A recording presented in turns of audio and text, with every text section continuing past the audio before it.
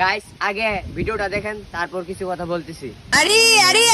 আরে মূর্খ লোক, তুমি চোখে দেখো না নাকি? আরে ভাই আমার কি দোষ? ম্যাডাম তো আমাকে এই দেওয়ালে রং করতে বললো। এখানে না, তোমাকে ওই দেয়ালে দিতে বলেছি। এত কষ্ট করে দেওয়ালটা পরিষ্কার করলাম আর তুমি এটা কি করলে? আরে ছোট ভাই তুমি কান্না করো না, আমাকে 5 মিনিট সময় দাও আর দেখো তোমার দেওয়ালটা আমি কি করি। তাড়াতাড়ি করে ঢিল করে নি, এর মধ্যে কিছু প্যারাক বসিয়ে নি, এবার রড দিয়ে জ্বালাই করে সুন্দর করে একটা ফ্রেম তৈরি করি। সিমেন্টের বস্তাটা খুলে তাড়াতাড়ি করে এগুলো মিক্স করে নি।